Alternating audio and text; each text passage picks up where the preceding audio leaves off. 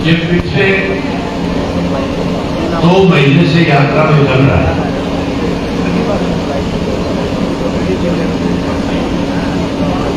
ये जो पहले दिन चले ना मेरे साथ, तो शाम को इसका बाप आया, इसको पकड़ के ले गया उल्टा, और जब इसके घर के सो के रात में उल्टा बात हो रहा है। उसके बाद 2-3 दफा इसने ले गए, ये दोनों तीनों दफा भाग के आ गया। आखिर इसका बाप कहने लगा मैं थारे रहेगा, थारी जिम्मेवारी है, तुम इस पढ़ो। और मेरे को 4 आदमी अपने पढ़े इसको ऊपर सारा इसकी लोग सिखाते हैं।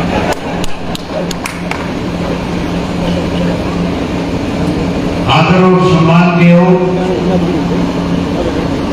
परिवर्तन यात्रा में मेरे साथ चल रहे, बैठ जाओ तुम थोड़े से, मेरे साथ में चल रहे पार्टी के राष्ट्रीय, प्रदेश, जिला और हल्का स्तर के सभी नेतागण, बहुत ही मान और सम्मान के हो जिला जीत पार्टी की इकाई के सभी पदाधिकारीगण, मान और सम्मान के हो गांव हिंदुस्तान के आदरणीय बुजुर्गों, नौजवान साथियों, सम्मान के योग्य माताओं, बहनों, पत्रकार, छायाकार दोस्तों, सबसे पहले मैं आप सबका इस बात के लिए आभार व्यक्त करता हूं कि जैसे ही यात्रा देवतान गांव में पहुंची, समूचे गांव ने, बुजुर्गों ने, नौजवान साथियों ने, माताओं, बहनों ने हजारों की संख्या में इकट्ठे होकर के आपकी यात्रा का स्वागत किया, अभिनंदन किया। वहीं मेरे साथ यात्रा में जो साथी चल रहे हैं, उन सब का आपने बहुत हौसला बढ़ाया, इसके लिए मैं आपका बहुत बहुत आभार व्यक्त करता हूं। साथियों, देश के प्रधानमंत्री ने किसान के साथ वायदा किया था और कहा था कि अगर हमारी बीजेपी की देश में दोबारा सरकार बनी तो सरकार बनने के बाद किसान की फसल की आमदन 2 गुना कर दूंगा। ये बात मोदी ने कही थी कि नहीं कही थी? तो तुम्हारी फसल की आमदन 2 गुना होगी कि नहीं होगी? आमदन 2 गुना होने की बजाय खर्चे बढ़ गए, महंगाई बढ़ गई, भ्रष्टाचार बढ़ गया, और वहीं उसके साथ साथ नरेंद्र मोदी जी ने 3 काले कानून बना दिए। ऐसे काले कानून थे, अगर आज वो लागू रह जाते तो फिर साथियों मान के चलो, जिन जमीनों के आज आप मालिक हो, ये जमीनें उससे आप बेदखल हो जाते, और वही सारी की सारी जमीन जो है बड़े बड़े कॉर्पोरेट घराने जो है उनके हाथों में चली जाती है। अब अपनी जमीन में मजबूर होकर के नौकर बनकर के काम करने पर मजबूर हो जाते हैं। बधाई देता हूं देश के किसान को। हरियाणा, पंजाब, राजस्थान, उत्तर प्रदेश, मध्य प्रदेश के किसान ने दिल्ली के चारों तरफ जो बॉर्डर थे, लाखों की की संख्या में इकट्ठे होकर के उन बॉर्डर पे आकर के उन काले कानूनों के खिलाफ एक आंदोलन शुरू कर दिया। मैं उस आंदोलन में जाता था, अलग अलग बॉर्डर पे जाकर के लोगों से मिलता था। कड़ाके की ठंड थी जब आंदोलन शुरू हुआ था। मुझे देख करके बड़ी हैरानी होती थी। 80-80 साल के बुजुर्ग अपने छोटे छोटे परिवार के सदस्यों के साथ घर परिवार खेत और अपने बच्चों को छोड़ करके आपकी लड़ाई लड़ने का काम कर रहे थे।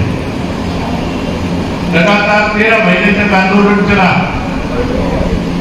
एक समय ऐसा भी आया कि इस आंदोलन में जब मैं गया,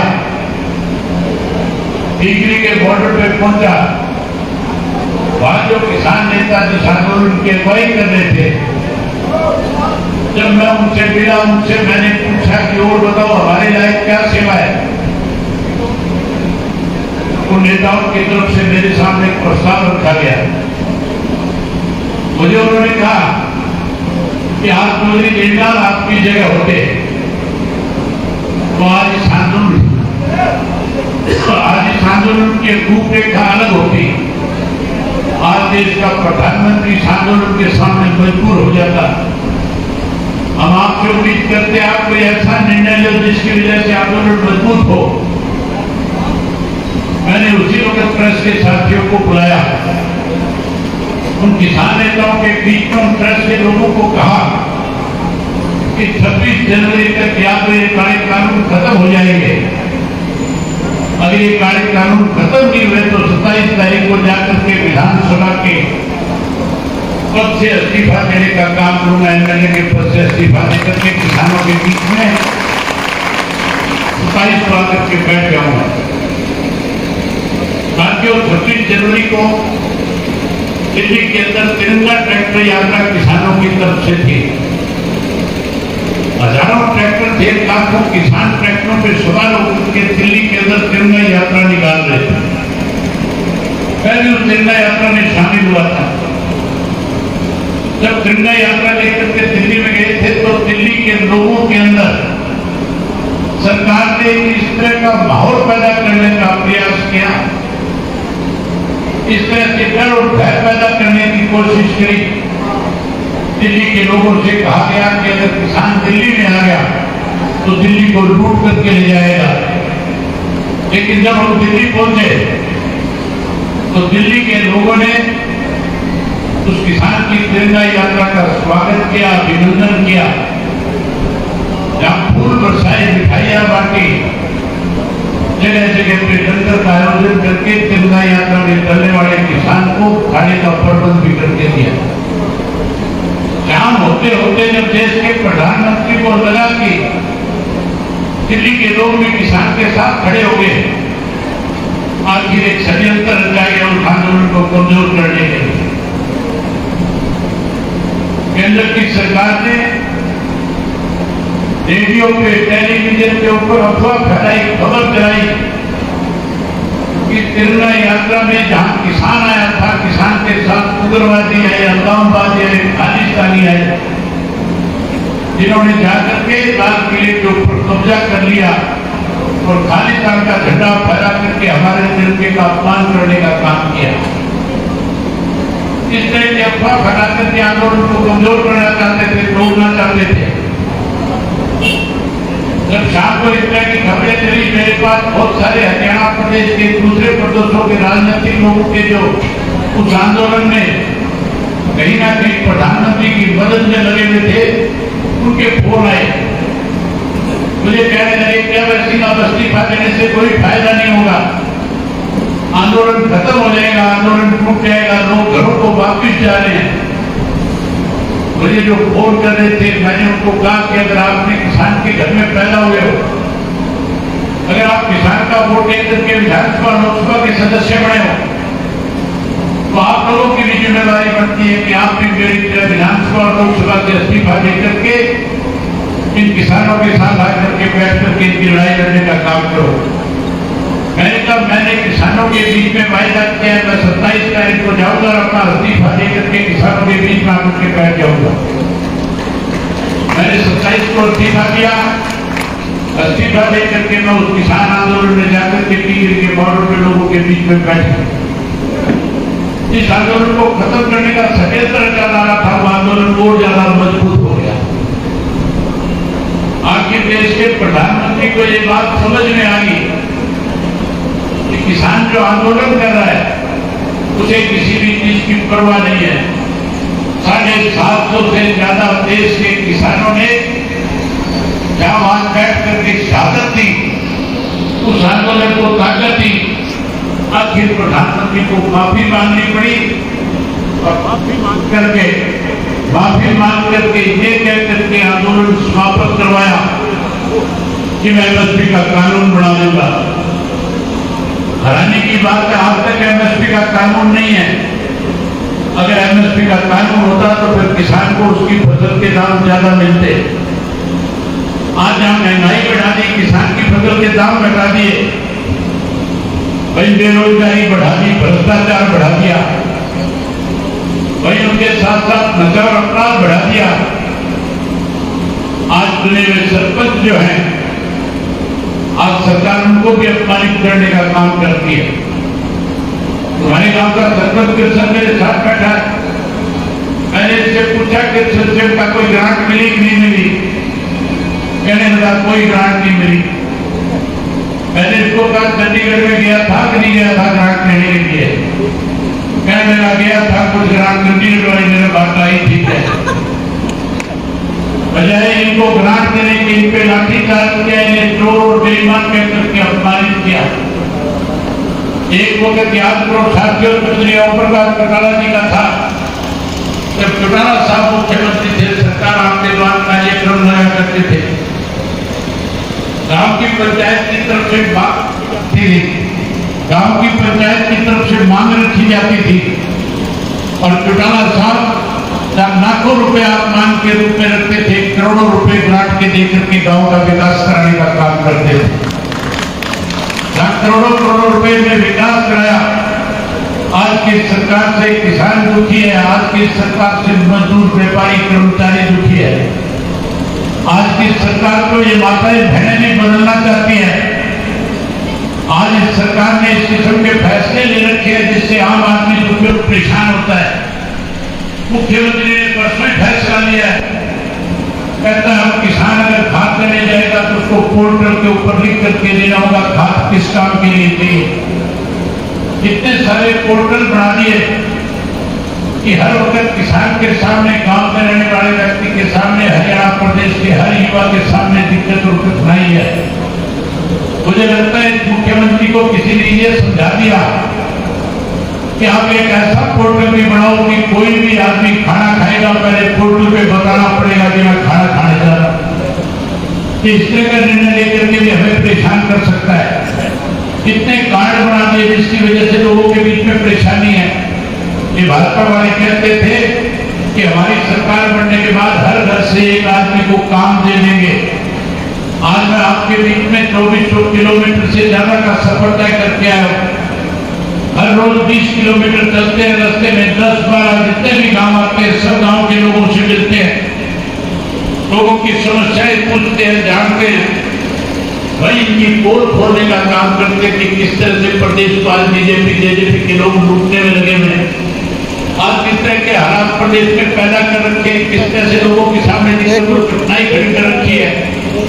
जहाँ साथियों पोर्टल बना दिए, कार्ड बना दिए, वहीं उसके साथ साथ बुजुर्गों की पेंशन काटने के लिए परिवार पहचान पत्र बना दिया।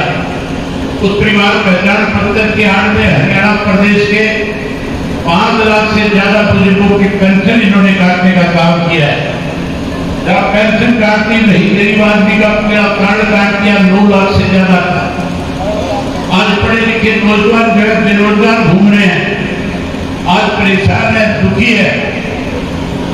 एक वक्त वो भी याद होगा आपको जब चौटाला साहब मुख्यमंत्री थे, आपके नरवाना विधानसभा क्षेत्र से एमएलए होते थे।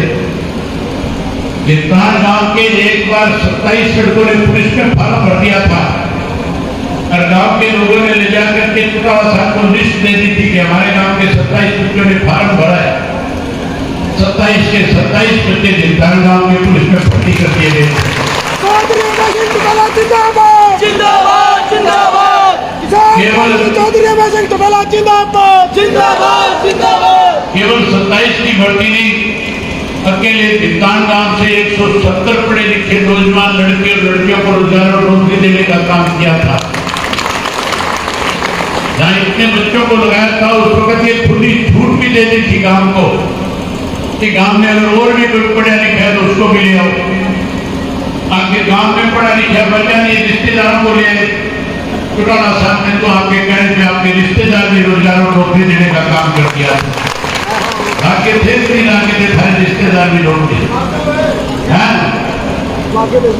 आगे थे। आने वाले समय में फिर सरकार बना लो। जब सरकार बनाओगे और जितने भी पढ़े लिखे गांव के लड़के और लड़की हैं, सरकार बनने के बाद हर पढ़े लिखे नौजवान को सरकारी नौकरी और रोजगार देने का काम करेंगे।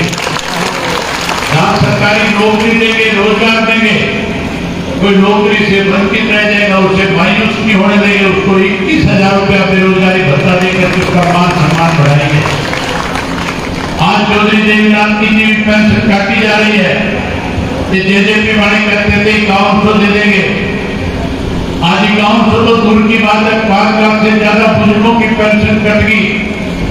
आप नए सिरे से सरकार बनाओ, हम जहां बुजुर्गों की 5 लाख की पेंशन काटी है उनको ब्याज के समेत पेंशन का पैसा देने का काम करेंगे। वही नई पेंशन बनाएंगे और नई पेंशन जो चौधरी देवीलाल ने 100 रुपया शुरू करी थी उसे 7500 रुपया महीने का करके देने का काम करेंगे। एक घर में अगर 2 बुजुर्ग पेंशन लेने वाले होंगे तो 15,000 रुपया पेंशन के रूप में हर घर में आया करेगा। वहीं उसके साथ साथ ये माताएं बहन बैठी है, मोदी ने इनके सामने भी झूठ बोल करके इनका वोट भी लेने का काम किया था। मोदी इनको कहता था गैस का सिलेंडर, गैस का चूल्हा तुम्हें मुफ्त में दूंगा। गैस का सिलेंडर मुफ्त में मिला, पैसे लगे आजकल।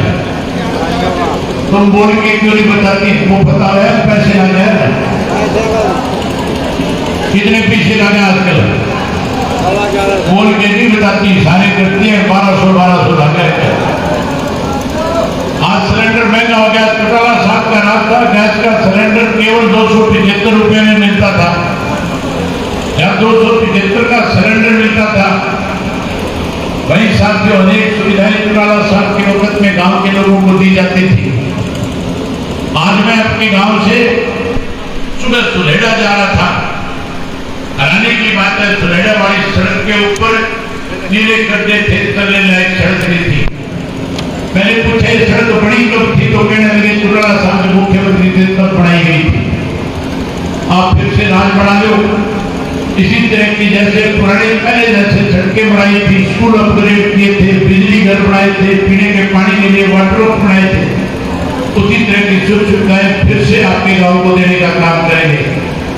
वही माताओं और बहनों को मोदी ने जो गैस का सिलेंडर नहीं दिया, आप राज बढ़ाओ, हर घर में महीने की पहली तारीख को सरकार की तरफ से एक गैस का सिलेंडर आपके घर में मुफ्त आया करेगा। जहां गैस का सिलेंडर आपको मुफ्त देंगे, वहीं उसके साथ साथ 1100 रुपये आपको लूण मिर्च के भी दूंगा ताकि रसोई का कलेश कर दे। वहीं उसके साथ सरकार बनने के बाद फिर से सरकार आपके द्वारा कार्यक्रम लगाएंगे। साथियों ये परिवर्तन जो है घर बैठे बैठे जा सकते हो, गांव में बैठे बैठे कर सकते हो, टेलीफोन पे परिवर्तन कर सकते हो, बाजार से सामान खरीदते हुए परिवर्तन कर सकते हो, एक दूसरे के घर में जाते हुए परिवर्तन कर सकते हो, रिश्तेदार से मिलते हुए परिवर्तन कर सकते हो। केवल और केवल एक काम करना शुरू कर दो, जब सुबह सुबह उठ करके अपने से बड़ों को राम राम करते हो, मान सम्मान देते हो, एक दूसरे से मिलते हो, बातचीत करते हो, तब कहना शुरू कर दो परिवर्तन करो। क्या कहना शुरू करोगे? हिंदुस्तान की आवाज तो चंडीगढ़ तक जानी चाहिए। क्या कहना शुरू करोगे? परिवर्तन करो। और जब कोई कांग्रेसी मिल जाए और कोई बीजेपी वाला मिल जाए, जेजेपी का रिप्लेस कर क्या दे रही है, छोटी मोटी होगी कि नहीं होगी? खत्म। बोल के बताओ मुझे, खत्म होगी कि नहीं होगी? बिल्कुल खत्म होगी। जहां जेजेपी खत्म होगी, कोई एक आधा आज भी नहीं है, उसको ये समझाओ कि वो 3 पीढ़ी से चौधरी देवलाल की नीतियों में विश्वास रखने वाला था। देवव्रत चौटाला साहब के राज में बड़ा मान और सम्मान मिला था। देश से फिर से इंडियन नेशनल लोकदल पार्टी के साथ खड़ा हो गया, फिर वही मान सम्मान देंगे, तेरे पढ़े लिखे बच्चों को रोजगार और नौकरी देने का काम करेंगे। जहां मान सम्मान देंगे, वही साथियों कांग्रेस से मिले, बीजेपी वाला मिले, उसको मिलने पे 3 बार कहो परिवर्तन करो, परिवर्तन करो, परिवर्तन करो। दिन में 50-100 बार जब भी मिले, हर बार 3-3 बार यही बात कहो। जब आप उसको 50-100 बार ये बात कहोगे, वो इतना परेशान हो जाएगा कि घर जाकर के घरवाली से ये नहीं कहेगा कि रोटी बना दे, चाय बना दे। परेशान हुआ घर जाकर के कहेगा परिवर्तन करो, परिवर्तन करो, परिवर्तन करो। परिवर्तन आ जाएगा कि नहीं आ जाएगा? तुम परिवर्तन लेकर के आओ। आज बिजली की कमी है, पानी की कमी है। चौधरी देवलाल का सपना था, नारा था, बिजली पानी का प्रबंध करो, भ्रष्टाचार खत्म करो। चौधरी देवलाल के नारे को साकार करेंगे। जहां नहर का पानी पूरा देके आपकी फसल पकवाएंगे, जहां पहले नए रजवाए निकाल करके आपको ज्यादा पानी देने का काम किया था, कहीं पानी की कमी होगी, नई नहरें निकाल करके गांव को पानी पूरा करके देंगे। जहां पानी देंगे, वहीं उसके साथ साथ 24 घंटे बिजली का इंतजाम भी करेंगे। साथियों, हाल में सरकार ने बिजली देने की बजाय आपके घरों के मीटर घरों के बाद खंभों पे लगा रखे हैं।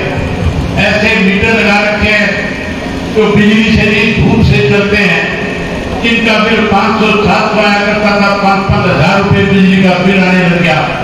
आप राज बढ़ा दो, जो बात खंभों पे लगाए हुए मीटर सारे पाड़ करके जोड़ में फेंक दूंगा। जहां मीटर पाड़ करके जोड़ में फेंकेंगे, वहीं उसके साथ साथ ऐसे मीटर आपके घरों में ला करके लगाऊंगा कि जिसकी घरानी 500 पे आके अपने आप फंस जाएगी, उससे ज्यादा बिल नहीं आएगा।